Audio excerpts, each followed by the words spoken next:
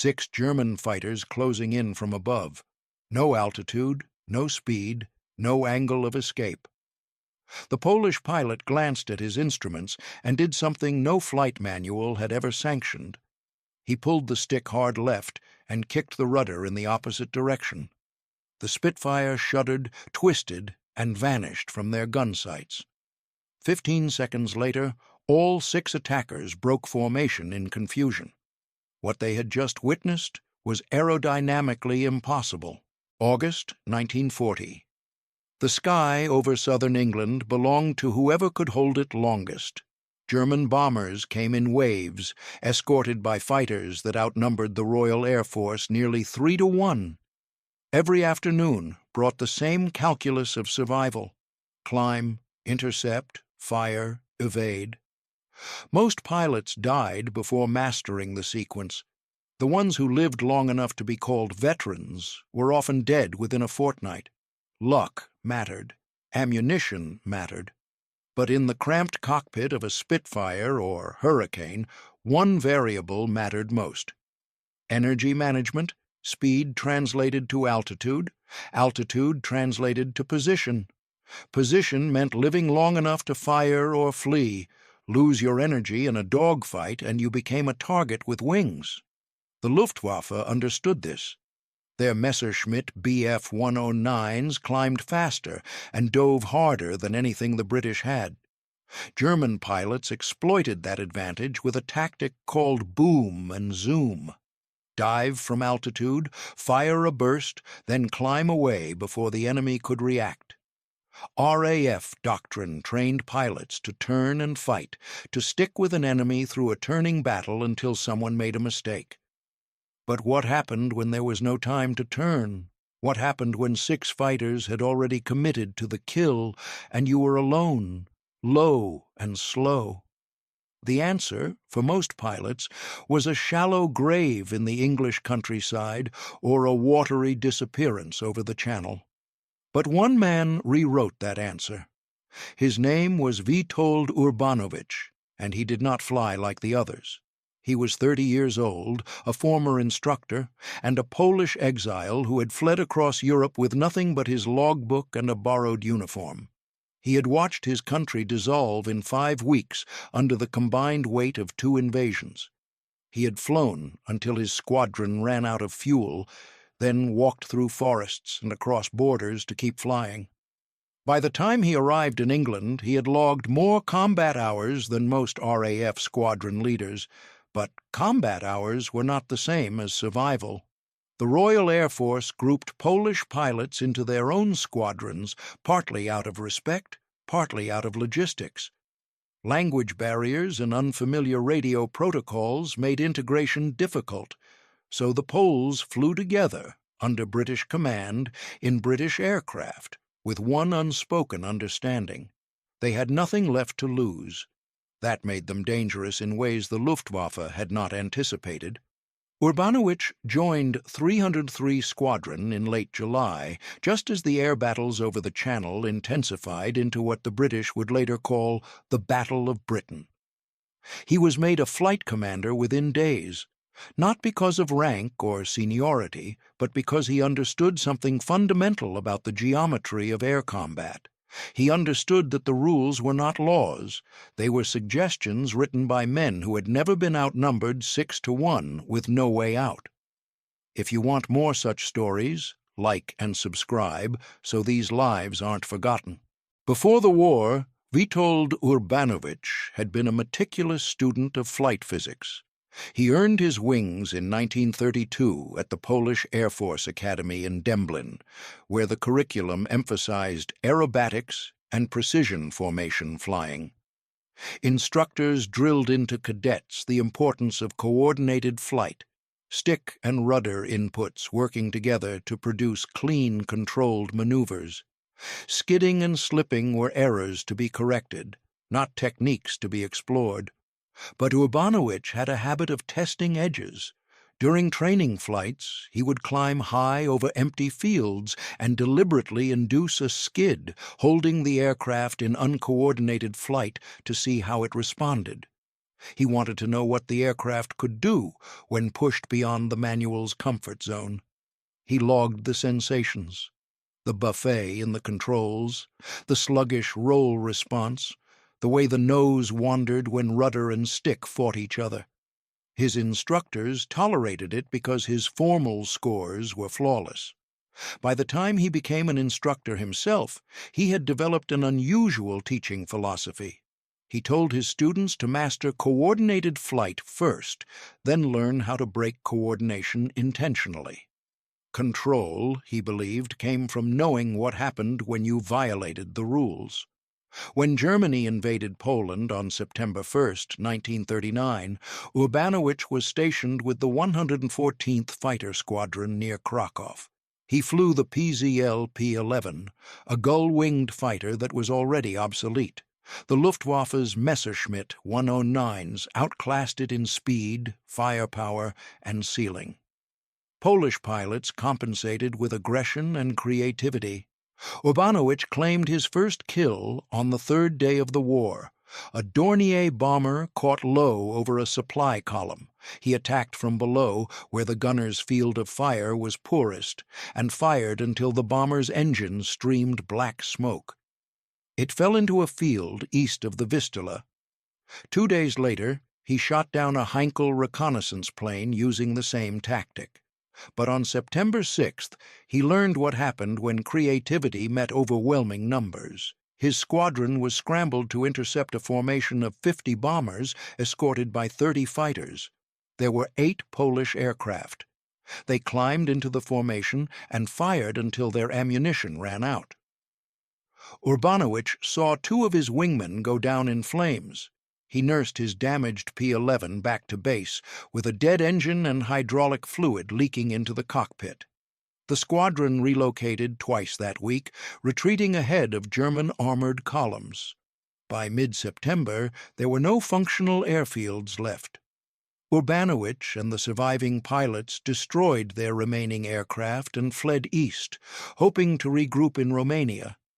Instead, the Soviet Union invaded from the opposite direction. Poland ceased to exist as a sovereign state. Urbanowicz walked south through the Carpathian Mountains, crossed into Romania, then bribed his way onto a train heading west. He carried forged papers and a letter from a dead squadron mate's family. Reached France in October, joined the reconstituted Polish Air Force in exile, and flew patrols during the Phoney War. When France collapsed in June 1940, he escaped to England aboard a destroyer crammed with evacuees. He arrived with no possessions except his flight logs and a borrowed watch. The Royal Air Force assigned him to 303 Squadron at RAF Northolt, just outside London. The squadron was still forming, its pilots a mix of veterans and younger airmen who had fled through the same desperate routes.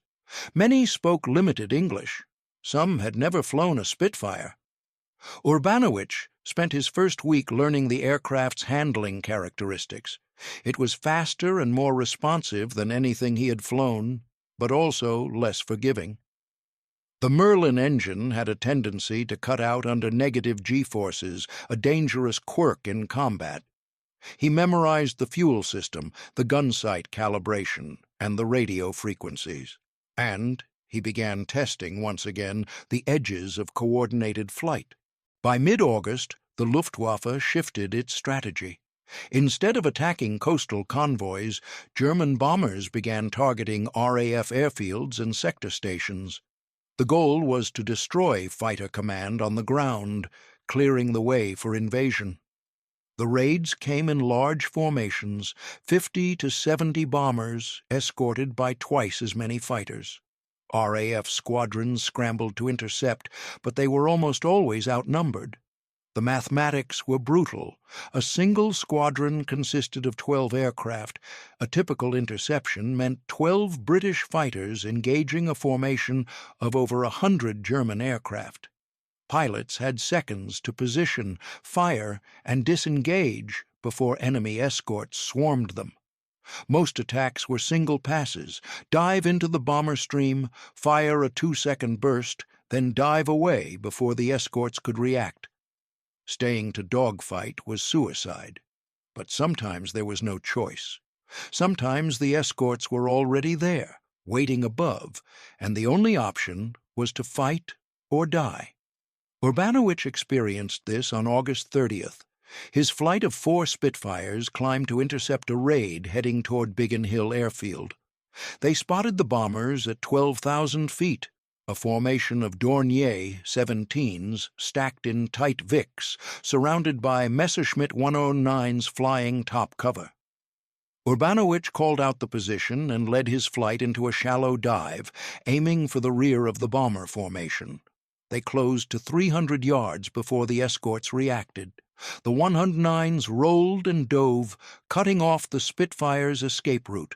Urbanowicz fired at a Dornier, saw strikes along the fuselage, then pulled hard left as tracer rounds streaked past his canopy. A 109 locked onto his tail. He pushed the throttle forward and dove, gaining speed, but the Messerschmitt matched him. Another bandit appeared ahead, cutting across his nose. 2 more dropped from above. Within seconds, Urbanowicz was surrounded. The textbook response was to brake hard in one direction and try to outturn the attackers. Spitfires could turn tighter than 109s at lower speeds, but he was already low on energy. A hard turn would bleed off his remaining speed, leaving him a stationary target. Climbing was impossible. The Germans held every altitude advantage. Running straight meant offering a steady firing solution to the fighter on his tail. There was no good option. Conventional tactics assumed you had room to maneuver, time to react, or altitude to trade.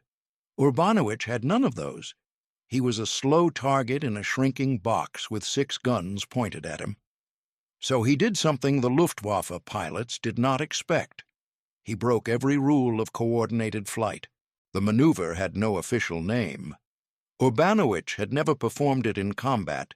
He had tested it at altitude, alone, over empty training ranges, out of pure curiosity about what happened when you commanded an aircraft to do 2 contradictory things at once. A Spitfire, like any aircraft, wanted to fly coordinated. The stick controlled pitch and roll. The rudder controlled yaw. In a normal turn, you banked with the stick and added rudder to keep the nose tracking smoothly through the turn. If you used too much rudder, the nose skidded outward. If you used opposite rudder while banking, the aircraft slipped sideways through the air, nose pointing one direction while the flight path went another. Slips were used to lose altitude quickly during landing approaches. They were not used in combat. They were slow, mushy, and uncontrolled. But Urbanowicz had discovered that if you induced a slip violently enough, at the edge of a stall, the aircraft did something unexpected. It rotated. Not around the longitudinal axis like a barrel roll, and not around the vertical axis like a flat spin. It snapped laterally, tail swapping ends with the nose almost instantly, driven by the asymmetric airflow over the wings and fuselage.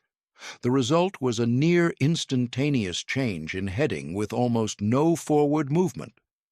To an observer, it looked like the aircraft simply disappeared from its projected flight path and reappeared pointing a different direction. The risk was catastrophic. If the aircraft fully stalled during the maneuver, it would enter an uncontrolled spin with insufficient altitude to recover. If the G-forces exceeded the airframe's limits, the wings would fold. If the pilot misjudged the rudder input, the aircraft would tumble inverted and plunge. It was not a combat maneuver. It was a desperation physics experiment. But desperation was all Urbanowicz had. He told himself later that he did not consciously decide to attempt it.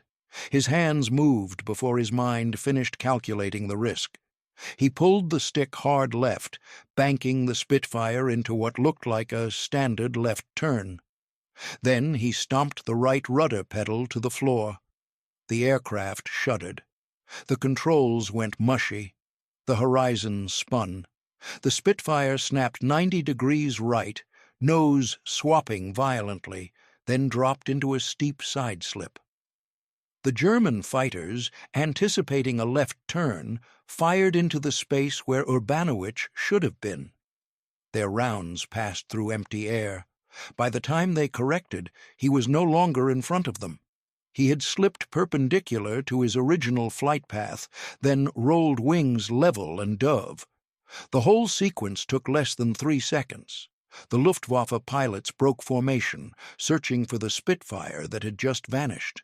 One 109 overshot and climbed away. Another pulled hard right, overshooting in the opposite direction. The remaining 4 scattered, unable to reacquire a target that had violated their predictive models of how aircraft move through space. Urbanowicz leveled out 50 feet above the ground, hedge-hopping southeast toward Northolt. His fuel was low, his hands were shaking, but he was alive. Back at base, he said nothing about the maneuver. There was no language for it in the RAF's tactical vocabulary. He filed a standard combat report, engaged multiple hostiles, evaded, returned to base. The intelligence officer noted his survival against 6 attackers, but attributed it to luck and aggressive flying. Urbanowicz did not correct him. He knew what he had done, and he knew he would need to do it again. September brought the heaviest fighting of the Battle of Britain.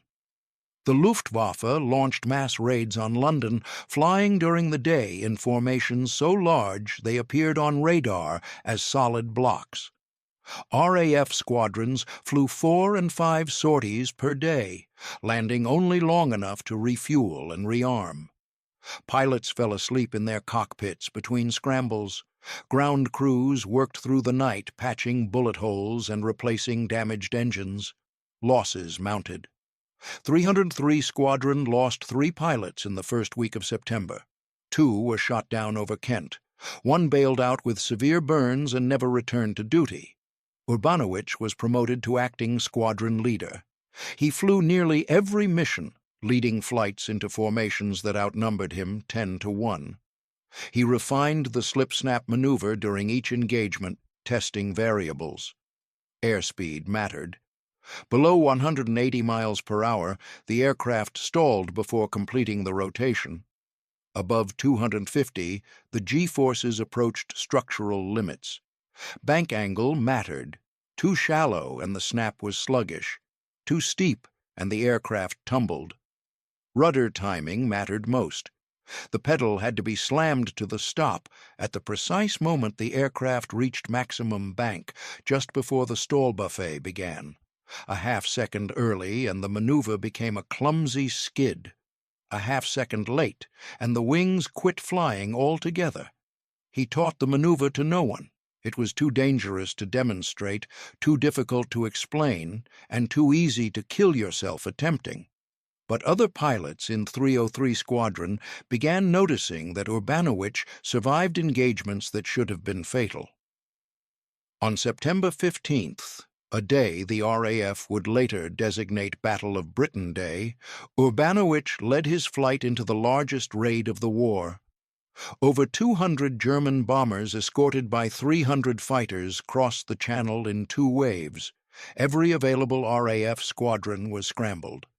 Urbanowicz intercepted the first wave south of London. He attacked a formation of Heinkel 111s head-on, a tactic that gave the bombers less time to return fire. He closed to 200 yards and fired a 4-second burst. The Heinkel's port engine exploded. The bomber rolled inverted and fell.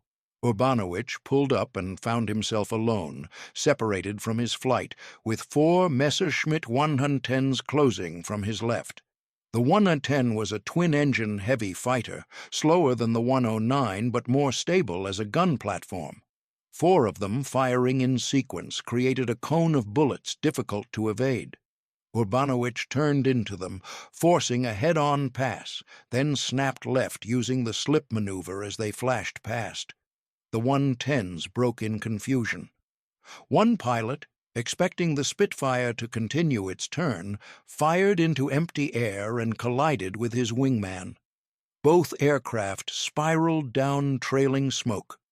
Urbanowicz dove away before the remaining two could regroup.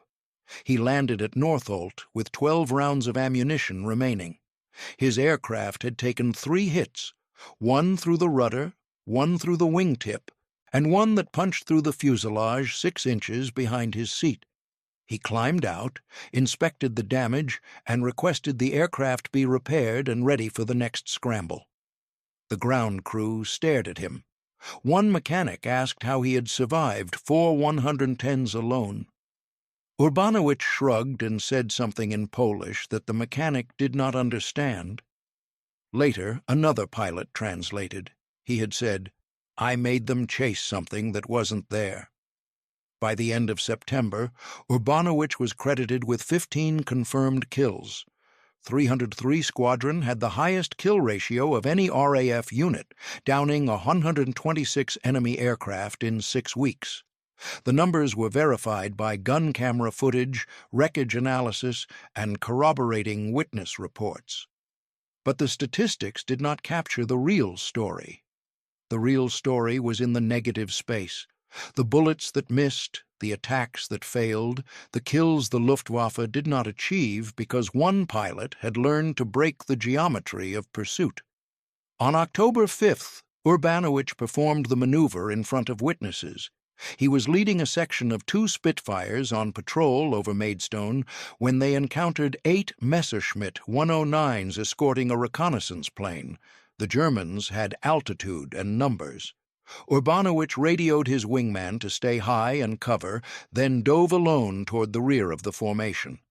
He fired at the reconnaissance plane, missed, and immediately found himself boxed in by 4 109s. His wingman watched from above as Urbanowicz's Spitfire banked hard left, then snapped laterally to the right and dropped like a stone. The pursuing 109s broke in 4 directions, their formation collapsing. Urbanowicz pulled out of the dive, climbed back to altitude, and rejoined his wingman as if nothing unusual had happened. That evening, the wingman described what he had seen to the rest of the squadron. He used his hands to demonstrate the impossible turn, the lateral snap, the instantaneous change in heading. Other pilots listened, skeptical. One asked if Urbanowicz had been hit and lost control. The wingman shook his head. It was deliberate, controlled, and it had saved his life. Someone asked Urbanowicz to explain it. He declined. He said only that the Spitfire could do things the manual did not mention, and that survival often depended on doing what the enemy thought was impossible. The Luftwaffe never adapted. Their tactical doctrine remained built around predictable geometry, pursuit curves, deflection angles, lead calculations. German pilots were trained to anticipate where an enemy aircraft would be based on its speed, bank angle, and turn radius. They fired at a projected point in space, not at the aircraft itself. The slip-snap maneuver invalidated those projections. It introduced an unpredictable variable into an otherwise deterministic system. By late October, the Luftwaffe shifted to night bombing. Daylight raids had become unsustainable. Fighter command had held. The invasion of Britain was postponed indefinitely, then quietly abandoned. Historians would later attribute the outcome to radar, the skill of RAF pilots, and the leadership of Air Chief Marshal Dowding.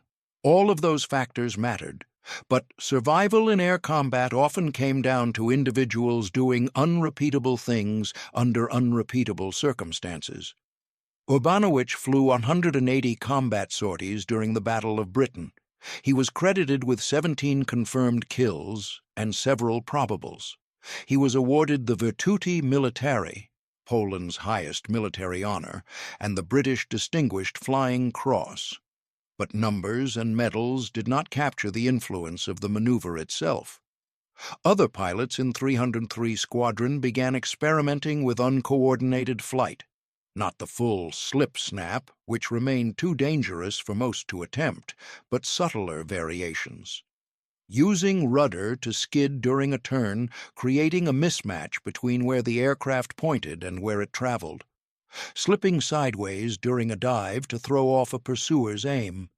These techniques spread quietly through the Polish squadrons, then to a few British units whose pilots flew alongside them. There was no official documentation, no training manual included them, but they became part of the unwritten curriculum of survival. After the battle, Urbanowicz was assigned to train new pilots. He taught them energy management, gunnery, and tactical formation flying. He did not teach them the slip-snap maneuver. When asked why, he said it was not something that could be taught. It required a kind of trust in the aircraft that only came from testing its limits alone, at altitude, with room to fail. In 1941, Urbanowicz was sent to the Soviet Union as part of a liaison mission. In 1943, he traveled to the United States and flew combat missions in the Pacific with the American 14th Air Force. He downed 2 Japanese fighters over China, bringing his total confirmed kills to 19. After the war, he remained in the United States. Poland was under Soviet occupation, and returning meant imprisonment or worse. He became a civilian flight instructor, then an aerospace consultant. He rarely spoke about the war. When aviation historians interviewed him decades later, they asked about the maneuver. He acknowledged it, but downplayed its importance. He said it was simply a product of desperation and curiosity, nothing more. But the physics told a different story. In the 1980s, aerodynamicists studying combat maneuvers analyzed descriptions of the slip-snap and concluded it was theoretically possible, but extraordinarily dangerous. The maneuver exploited the Spitfire's relatively low wing loading and powerful rudder authority. Modern fighter aircraft with higher wing loading and fly-by-wire systems could not perform it. It was a technique made possible by the specific characteristics of a specific aircraft flown by a pilot willing to operate at the edge of control. The Luftwaffe never documented encountering the maneuver. German after-action reports from the Battle of Britain occasionally note instances of enemy aircraft disappearing or evading in an unorthodox manner, but no tactical analysis was conducted. The phenomenon was attributed to pilot error or optical illusion. By the time the Germans might have studied it systematically, the air war had moved on. Witold Urbanowicz died in New York in 1996 at the age of 86. His obituary in American newspapers mentioned his wartime service and his work as an instructor. The New York Times noted his 19 confirmed kills. None mentioned the maneuver that had saved his life and the lives of those who learned from him. In Poland, he is remembered differently. Streets and schools bear his name. The Polish Air Force Museum in Krakow displays his logbook and decorations. Veterans of 303 Squadron, in interviews recorded before their deaths, described him as the most precise pilot they had ever flown with. Precision, they said, not aggression. He flew as if he had calculated every variable before the engagement began. But precision is only part of the story. The other part is willingness. Willingness to test what the manual said was impossible. Willingness to violate coordination when coordination meant death. Willingness to trust physics over doctrine. The slip-snap maneuver was never officially recognized as a tactic. It exists in the historical record only as scattered anecdotes and second-hand descriptions, but its legacy is measurable. Urbanowicz survived the war, so did many of the pilots who flew with him, and survival, in the calculus of air combat, was the only victory that mattered. There is a broader lesson in this. Wars are won by institutions, logistics, and strategy. But they are fought by individuals who encounter problems the institutions never anticipated. Sometimes the solution is not in the manual. Sometimes it is in the space between what is taught and what is possible, between what is safe and what is necessary. Urbanowicz understood that space. He lived in it every time he climbed into the cockpit.